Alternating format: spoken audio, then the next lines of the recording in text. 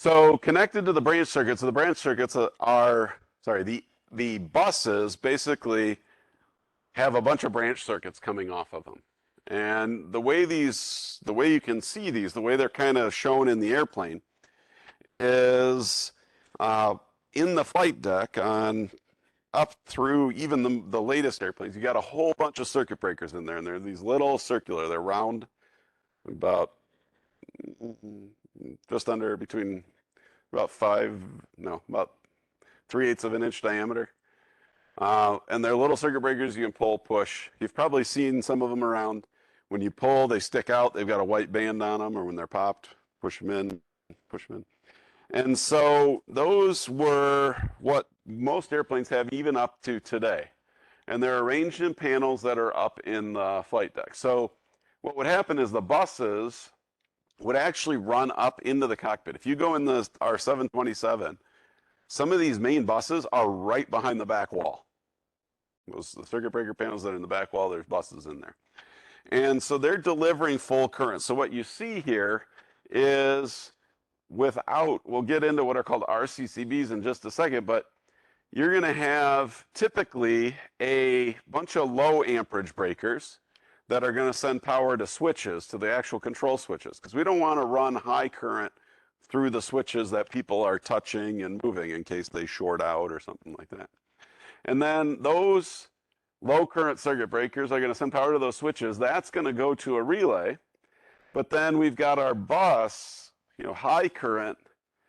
There are also going to be high current breakers in the flight deck that send power to the relay to then go out to the load.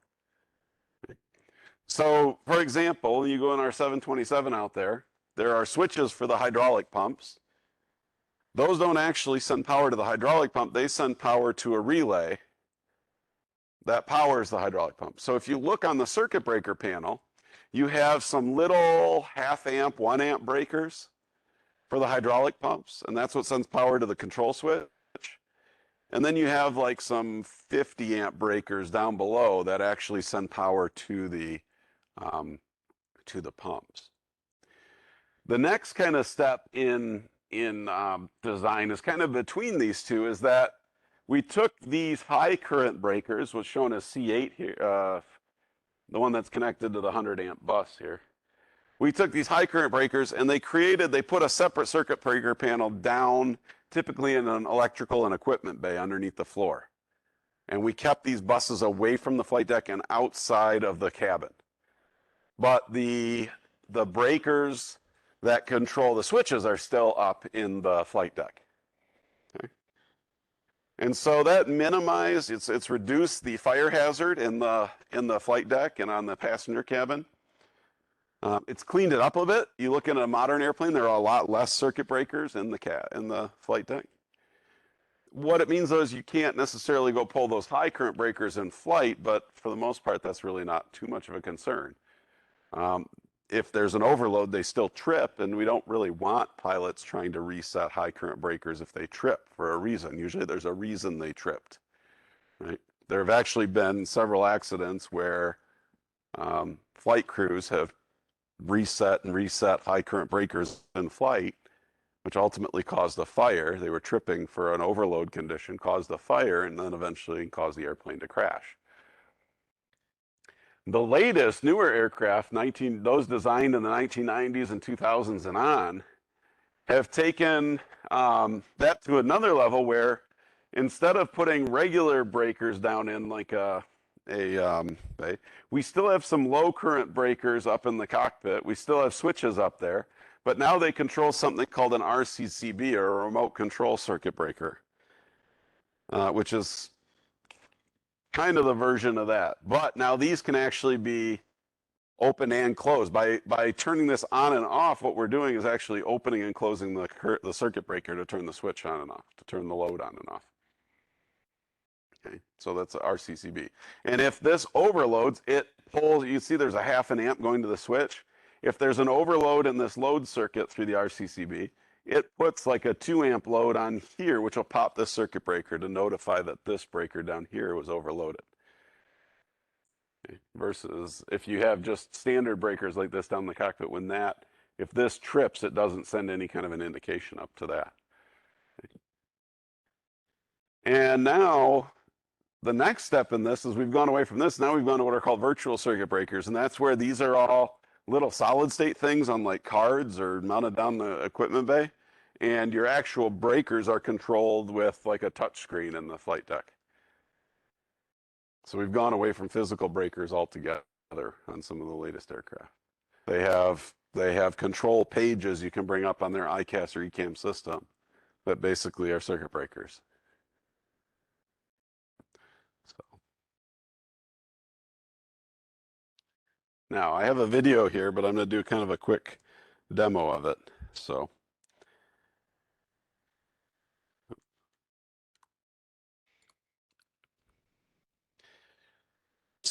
to look at how these were arranged, that's kind of just a quick side note on those for a review.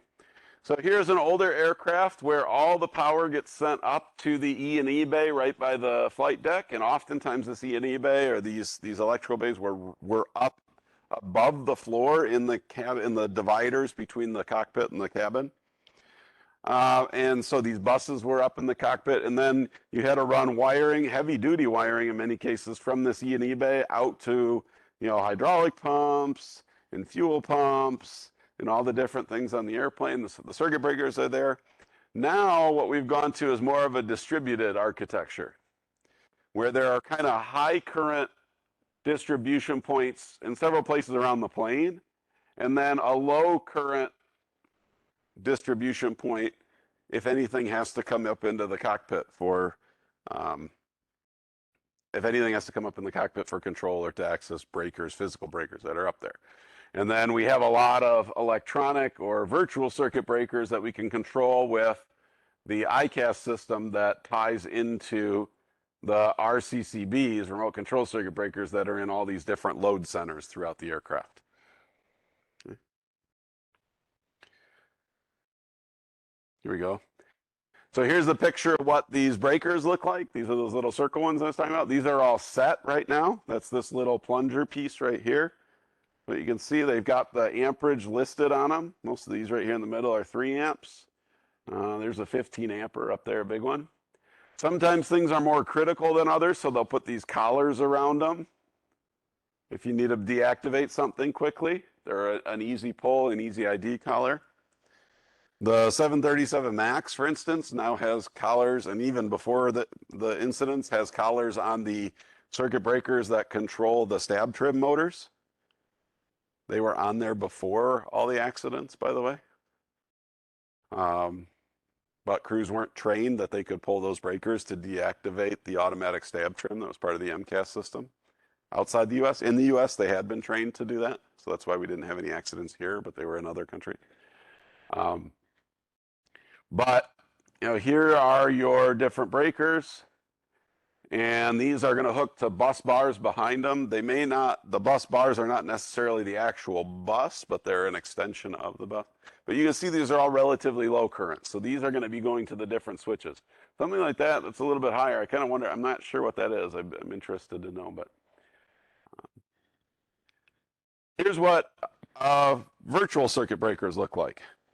So this is an ICAS panel. These are the different types. You can look at flight deck circuit breakers. You can sort them kind of by different things. So in this case, circuit breakers by location, or you can look at what's open versus tripped. You can actually put virtual tags on them to prevent the crew or somebody from closing them in a maintenance under a maintenance function these offer. Whereas before, these right here, we could pull them and we put a little clip around them to physically block them. These ones right here, they've got what they call virtual collars on them. When they trip, you can see it kind of as this orangey red color, right, to get your attention, and they stick out. And then you can tap them. You can get data like why did it trip. It might tell you what the amperage hit before it tripped. If it has the ability, some of these are able to measure the amperage. They have a little ammeter function on them, an amperage coil on them. Okay. So that's the data. See, I can hit the data button here. It brings up this page. Tells you the equipment, position, status, what it's rated for, The output is off. Control allows you to close it and open it or lock it and cancel. That's what it brings up there. So if I hit the lock button, it puts one of these lock collars around it so you can't easily reclose it. Pretty slick, huh? So